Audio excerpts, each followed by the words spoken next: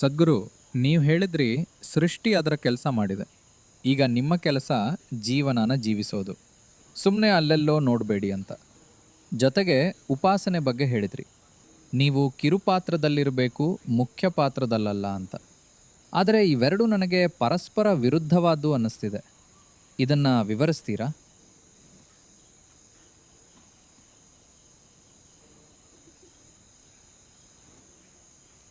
ಈಗ ಸೃಷ್ಟಿ ತನ್ನ ಕೆಲಸ ಮಾಡಿದೆಯಾ ಅಂದರೆ ಹೇಳಿಕೆಯ ಮೊದಲ ಭಾಗ ಸರಿ, ಅದರಲ್ಲೇನೂ ವಿರೋಧಾಭಾಸ ಇಲ್ಲ. ನೀವು ನಿಮ್ಮ ಕೆಲಸ ಮಾಡಿದ್ರಾ? ಇಲ್ಲ ಅಂದರೆ ಇನ್ನೊಂದು ಭಾಗನೂ ಸರಿ.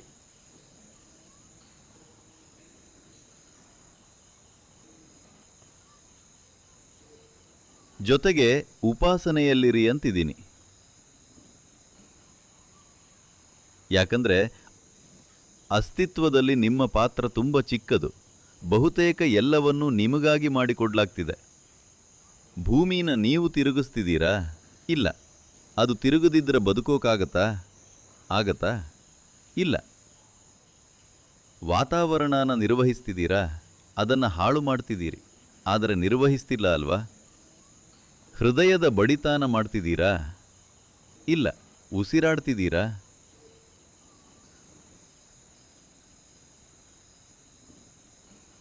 ಜೀವನಕ್ಕೆ ಅತಿ ಮುಖ್ಯವಾದ ಎಲ್ಲಾನೂ ಆಗ್ತಿದೆ ಅಲ್ವಾ? ನಿಮ್ಮ ಕೆಲಸ ಜೀವನದ ಈ ಕೊಡುಗೆಗೆ ಗ್ರಹಣಶೀಲರಾಗೋದು, ಜೀವನಾನ ಅದರ ಪೂರ್ಣತೆಯಲ್ಲಿ ಅರಿತುಕೊಳ್ಳೋದು. ನೀವು ಸಂತೋಷ ಆನಂದದಲ್ಲಿರೋಕೆ ಸಿದ್ಧರಿದ್ರೆ, ನಿಮ್ಮ ಬಗ್ಗೆ ಯೋಗ್ಯವಾದ್ದನ್ನು ಮಾಡೋಕೆ ಸಿದ್ಧರಿದ್ರೆ, ಅಥವಾ ನಿಮ್ಮ ಸುತ್ತ ಇರೋ ಜನರಿಗೆ ಯೋಗ್ಯವಾದ್ದನ್ನು ಮಾಡೋಕೆ ಸಿದ್ಧರಿದ್ರೆ, ನಾವು ನಿಮ್ಮ ಜೀವನೋಪಾಯನೂ ನೋಡ್ಕೊಳ್ತೀವಿ. ನೀವು ಹೀಗಿರಬೇಕಷ್ಟೆ. ಯಾರ ಕಡೆ? ಸೃಷ್ಟಿಯೆಡೆಗೆ. ಅದು ತಲೆಬಾಗುವಷ್ಟು ದೊಡ್ಡದಾಗಿಲ್ವಾ? ತಲೆಬಾಗುವಷ್ಟು ದೊಡ್ಡದಾಗಿಲ್ವಾ? ಬರೀ ಈ ಸೃಷ್ಟಿ ಅದು ಸಾಲ್ದೇ ನಿಮಗೆ ಇನ್ನೊಂದೇನೋ ಬೇಕಾ? ಈ ಸೃಷ್ಟಿನೇ ತಲೆಬಾಗುವಷ್ಟು ದೊಡ್ಡದಾಗಿಲ್ವಾ ಅಂತ ಕೇಳ್ತಿದ್ದೀನಿ. ಆ ಬೆಟ್ಟ ತಲೆಬಾಗುವಷ್ಟು ದೊಡ್ಡದಾಗಿಲ್ವಾ? ನನಗೆ ಮರ, ಇರುವೆ ಸಹ ತಲೆಬಾಗುವಷ್ಟು ದೊಡ್ಡದು ಅನ್ನಿಸುತ್ತೆ. ಯಾಕಂದರೆ ಒಂದನ್ನಾದರೂ ಅರ್ಥ ಮಾಡ್ಕೊಳ್ಳೋಕ್ಕಾಗತ್ತಾ? ಇಷ್ಟೆಲ್ಲ ಬುದ್ಧಿ ಇದ್ರೂ ಮರದ ಒಂದು ಎಲೆನೂ ಅರ್ಥ ಮಾಡ್ಕೊಳ್ಳೋಕ್ಕಾಗಲ್ಲ. ಒಂದು ಎಲೆ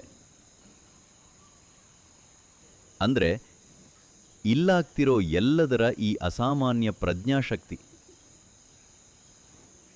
ಯಾವುದನ್ನೂ ಅರ್ಥ ಮಾಡ್ಕೊಳ್ಳೋಕೆ ಆಗದಿದ್ದಾಗ ಏನು ಮಾಡ್ತೀರಿ? ಅಷ್ಟನ್ನೇ ನಾನು ಹೇಳಿದ್ದು, ಉಪಾಸನೆಯಲ್ಲಿರಿ.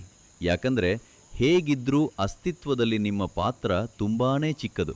ನಾಳೆ ಬೆಳಿಗ್ಗೆ ನೀವು ಆವಿಯಾಗಿ ಹೋದರೂ ಏನು ಸಮಸ್ಯೆ ಇಲ್ಲ. ನಿಮ್ಮ ರಾಡಿಯನ್ನು ಇಲ್ಲಿ ಬಿಟ್ಟು ಹೋದರೆ ಮಾತ್ರ ಸಮಸ್ಯೆ. ಸುಮ್ಮನೆ ಆವಿಯಾಗಿ ಹೋದರೆ ಯಾರಿಗೂ ಏನೂ ಸಮಸ್ಯೆ ಇಲ್ಲ ಅಲ್ವಾ? ಅಂದರೆ ನಿಮ್ಮ ಜೀವನದಲ್ಲೇ ನಿಮ್ಮ ಪಾತ್ರ ಎಷ್ಟು ಚಿಕ್ಕದಂದ್ರೆ ಎಲ್ಲವನ್ನೂ ನಿಮಗೆ ಮಾಡಿಕೊಡ್ಲಾಗ್ತಿದೆ. ಎಲ್ಲಾನು ಅಂದಮೇಲೆ ನೀವು ಹೀರೋ ಹೇಗಾಗ್ತೀರಿ? ಚಿಕ್ಕ ಪಾತ್ರ ಇಟ್ಕೊಂಡು ನೀವೇ ಹೀರೋ ಅನ್ಕೊಂಡ್ರೆ ದೊಡ್ಡ ತಪ್ಪು ಮಾಡ್ತಿದ್ದೀರಿ ಅಲ್ವಾ? ನಾನು ಹೇಳ್ತಿರೋದಷ್ಟೇ.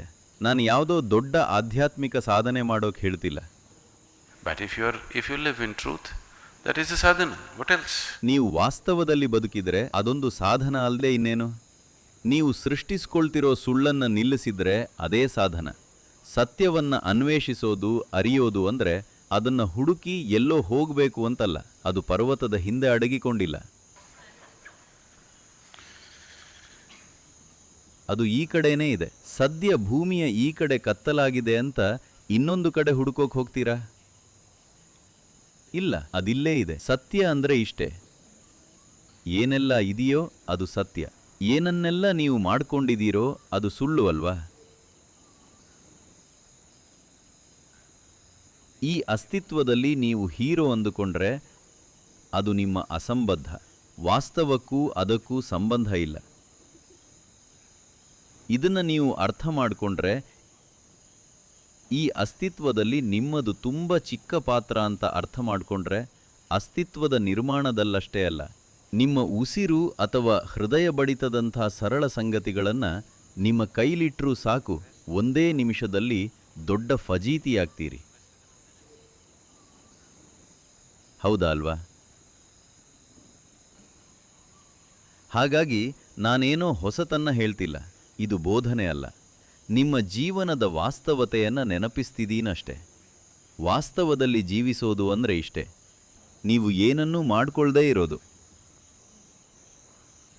ನೀವು ನಿಮ್ಮದೇ ಕಥೆಯನ್ನು ಬರೀತಿಲ್ಲ, ನೀವು ಜೀವಿಸೋಕೆ ಪ್ರಯತ್ನಿಸ್ತಿದ್ದೀರಿ. ಜೀವನಾನ ಜೀವಿಸಿದರೆ ಅದು ಹೇಗಿದೆಯೋ ಹಾಗೆ ಮಾತ್ರ ಜೀವಿಸೋಕೆ ಸಾಧ್ಯ. ಕಥೆನ ಸೃಷ್ಟಿಸಿದರೆ ಮಾತ್ರ ನಿಮ್ಮದೇ ಏನೋ ಮಾಡ್ಕೊಳ್ಬೋದು ಅಲ್ವಾ? ಕಾಲ್ಪನಿಕ ಕಥೆ ಮಾಡ್ಕೊಳ್ತಿದ್ರೆ ನಿಮಗೆ ಬೇಕಾದ ಹಾಗೆ ಮಾಡ್ಕೋಬಹುದು. ಜೀವನಾನ ಜೀವಿಸ್ತಿದ್ರೆ ಅದು ಹೇಗಿದೆಯೋ ಹಾಗೆ ಮಾತ್ರ ಜೀವಿಸೋಕೆ ಸಾಧ್ಯ, ಬೇರೆ ರೀತಿ ಜೀವಿಸೋಕೆ ಸಾಧ್ಯ ಇಲ್ಲ. ಇದನ್ನ ಒಂದು ರೀತಿ ಬೋಧನೆ ಥರ ನೋಡಬೇಡಿ. ಜೀವನ ಇರೋದೇ ಹಾಗೆ, ಜೀವಿಸಿ ಅಷ್ಟೆ, ಕಥೆ ಸೃಷ್ಟಿಸ್ಕೊಳ್ಬೇಡಿ. ಸತ್ಯ ಅಲ್ಲದ ಕಥೆಯನ್ನು ಸೃಷ್ಟಿಸ್ಕೊಂಡು ಅದನ್ನೇ ನಿಜ ಅಂತ ನಂಬಿದ್ರೆ ನಿಮ್ಮ ಕಥೆ ಕೊನೆ ತಲುಪಿದಾಗ ನಷ್ಟದಲ್ಲಿರ್ತೀರಿ. ಯಾಕಂದ್ರೆ ಅಲ್ಲೇನೂ ಇರಲ್ಲ. ವಾಸ್ತವದ ಜೊತೆ ಸಾಗಿದ್ರೆ ಅದು ಸದಾ ಇರತ್ತೆ. ಅದರ ಜೊತೆ ಇರೋದೇ ಸುರಕ್ಷಿತವಾದ್ದು, ಅದೇ ಅತ್ಯುತ್ತಮವಾದ್ದು. ಜೀವನಾನ ಆ ರೀತಿ ಮಾತ್ರ ಅನುಭವಿಸಬಹುದು. ಇಲ್ಲದಿದ್ದರೆ ನಿಮ್ಮದೇ ಮಾತುಗಳ ವಂಚನೆಯನ್ನು ಅನುಭವಿಸ್ತೀರಿ ಅಷ್ಟೆ, ಇನ್ನೇನೂ ಅಲ್ಲ.